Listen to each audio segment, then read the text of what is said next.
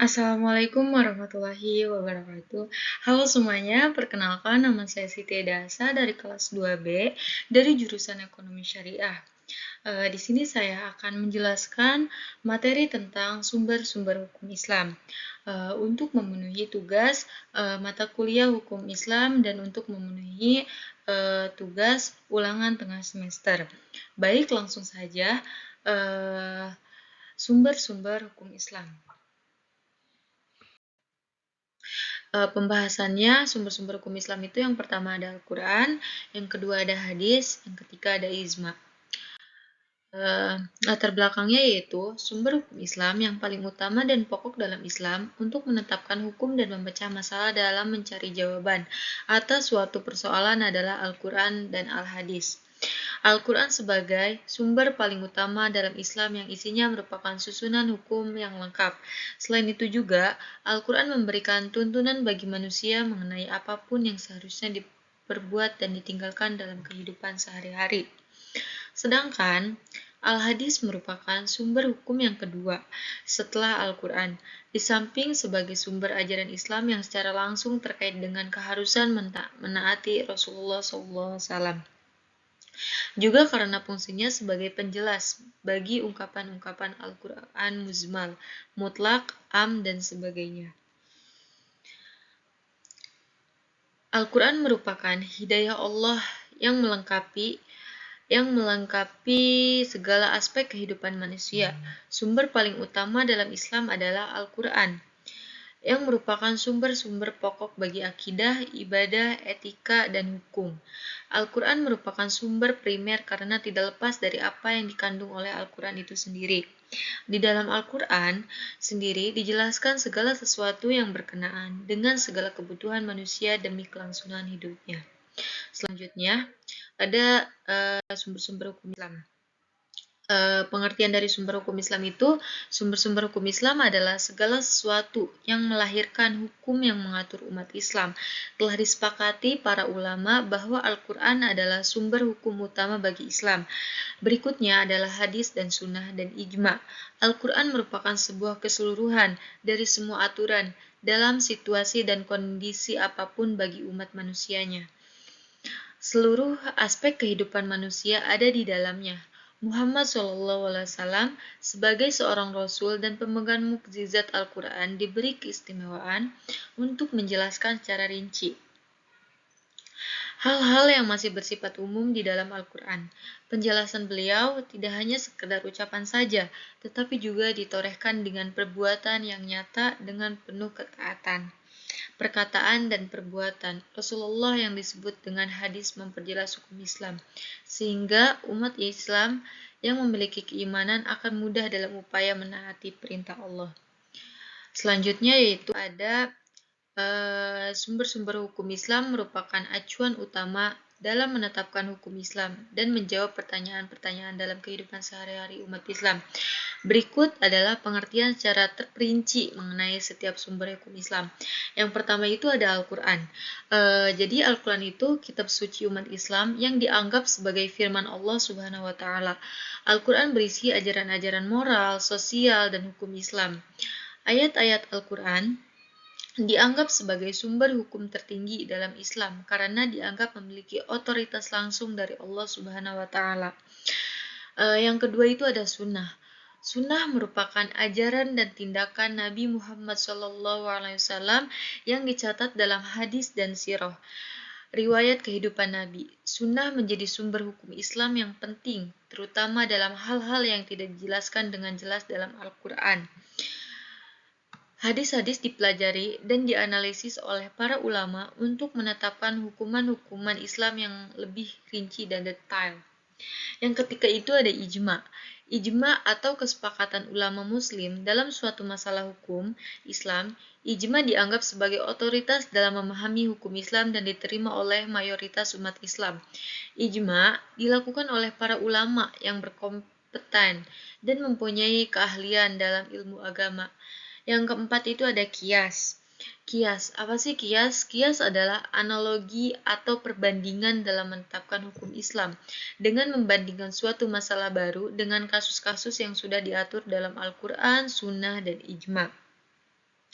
Kias merupakan sumber hukum yang penting dalam menetapkan hukum Islam yang tidak dijelaskan secara rinci dalam Al-Quran atau Sunnah.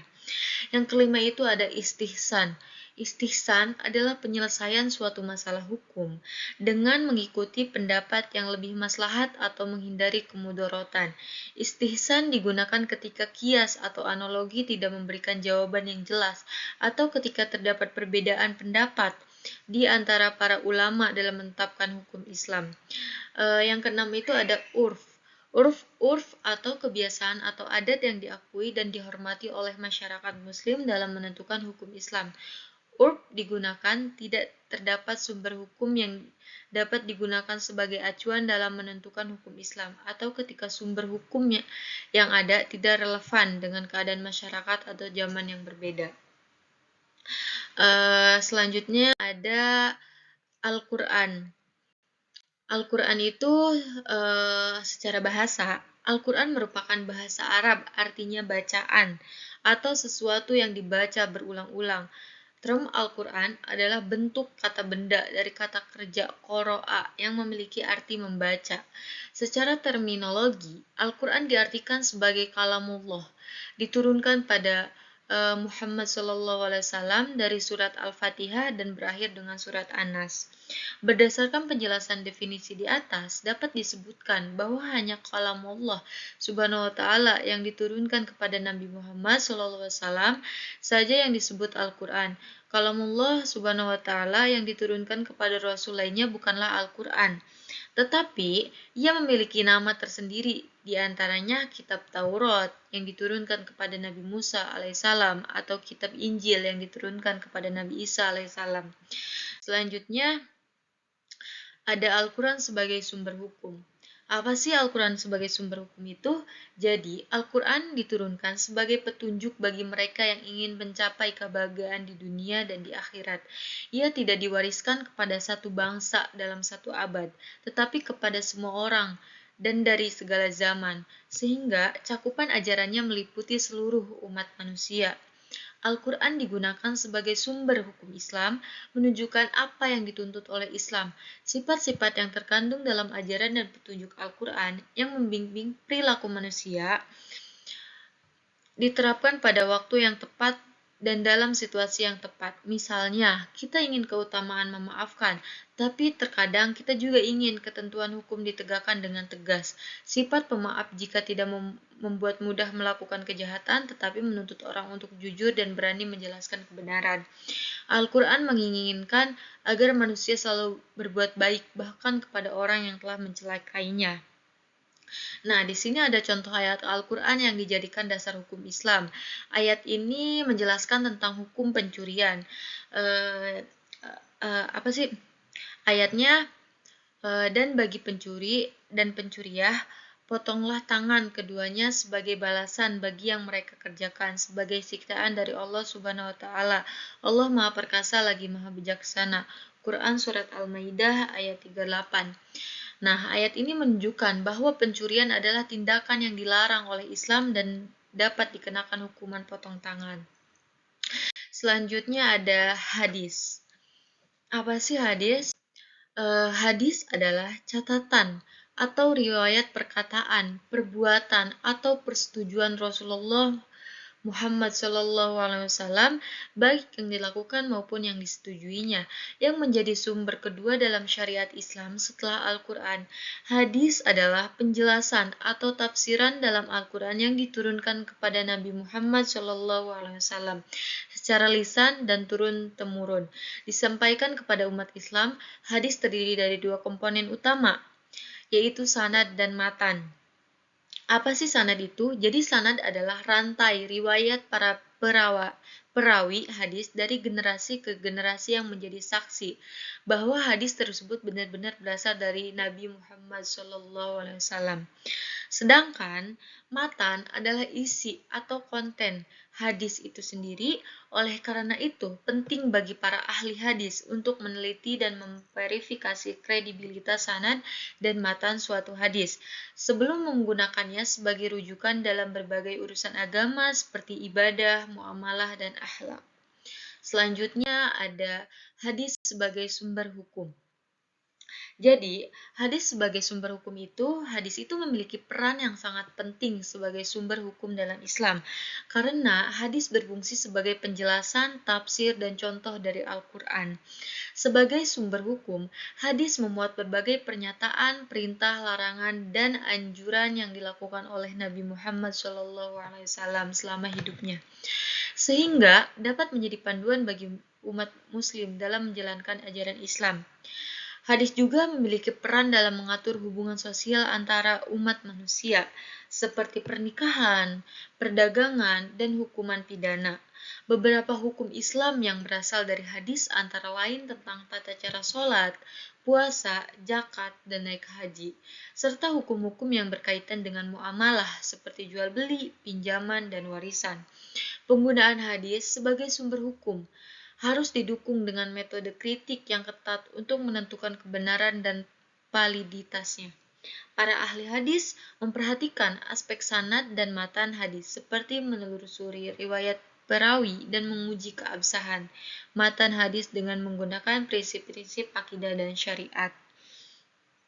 Jadi, dalam hal ini, hadis dianggap sebagai sumber hukum kedua dalam Islam setelah Al-Quran dan menjadi sumber yang penting bagi para ahli hukum Islam dalam menetapkan hukum yang berlaku dalam masyarakat Islam.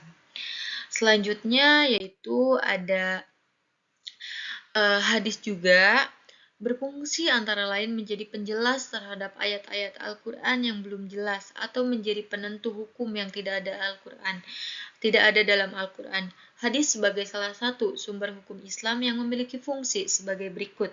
Yang pertama itu menegaskan atau menjelaskan lebih jauh ketentuan yang dijelaskan dalam Al-Quran. Contohnya, dalam Al-Quran menjelaskan ayat berkaitan dengan sholat, tetapi tata cara dalam pelaksanaannya diuraikan dalam sunnah. Yang kedua itu sebagai penjelas dari isi Al-Quran. Dalam Al-Quran, manusia diperintahkan oleh Allah mendirikan sholat, namun tidak dijelaskan tentang jumlah rakaat, cara pelaksanaannya, rukun, dan syarat dalam mendirikan sholat. Maka, fungsi sunnah menjelaskan dan memberikan contoh jumlah rakaat dalam setiap sholat, cara dan rukun sampai pada syarat sah mendirikan sholat. Yang ketiga itu ada menambahkan atau mengembangkan suatu yang tak ada atau masih samar-samar mengenai ketentuannya dalam Al-Quran. Misalnya, apa sih larangan Nabi untuk mengawini seorang perempuan dengan bibinya? Larangan sebagai itu tidak ada dalam Al-Quran, tetapi jika dilihat hikmah dari larangannya jelas bahwa mencegah rusaknya bahkan terputusnya hubungan silaturahmi kerabat dekat yang merupakan perbuatan tak disukai dalam agama Islam. Pada prinsipnya, posisi hadis terhadap Al-Quran berfungsi sebagai penjelas, penafsir, dan perinci terhadap hal-hal yang masih bersifat global. Namun demikian, hadis juga membentuk hukum tersendiri mengenai hal yang tidak ada dalam Al-Quran. Yang keempat itu ada ijma. Apa sih ijma? Jadi, ijma itu adalah istilah dalam hukum Islam yang merujuk pada kesepakatan atau konsensi umat Islam atau ulama dalam sebuah masalah hukum tertentu setelah memperhatikan dalil-dalil hukum yang sah.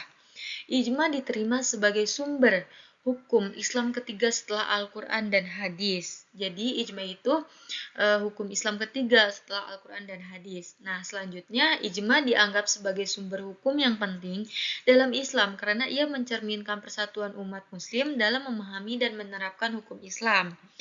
Ijma terjadi ketika para ulama atau ahli hukum Islam berkumpul dan memutuskan suatu masalah hukum berdasarkan dalil-dalil yang sah dan dianggap paling kuat, sehingga terciptalah kesepakatan dalam menentukan hukum yang berlaku dalam masyarakat Islam. Dalam praktiknya, ijma sering terjadi dalam konteks pengambilan keputusan oleh para ulama dalam majelis-majelis ilmiah atau lembaga-lembaga fatwa yang diakui oleh masyarakat muslim. Ijma juga dapat terjadi di antara masyarakat muslim secara umum ketika mereka menyepakati suatu masalah hukum yang penting dan menjadi kebutuhan bersama dalam kehidupan sehari-hari. Namun demikian, penggunaan ijma sebagai sumber hukum juga menimbulkan perdebatan di kalangan ulama. Beberapa ulama berpendapat bahwa ijma hanya dapat digunakan untuk memutuskan masalah hukum yang tidak terdapat dalam Al-Quran dan hadis. Sementara yang lain berpendapat berpendapat bahwa ijma dapat digunakan dalam memutuskan masalah hukum secara umum. Nah, ijma sebagai sumber hukum.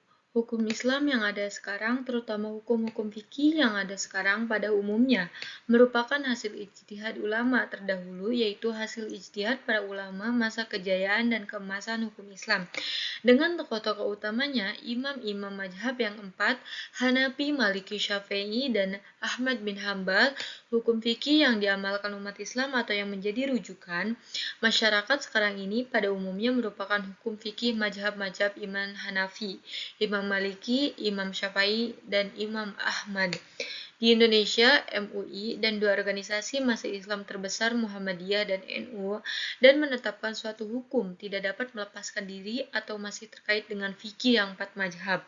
Dari uraian di atas dapat ditarik kesimpulan bahwa hukum yang termasuk dalam empat mazhab fikih masih digunakan dan masih menjadi rujukan dalam menetapkan suatu hukum. Uraian. Sekian dari saya. Wabillahi taufiq wal hidayah. Wassalamualaikum warahmatullahi wabarakatuh.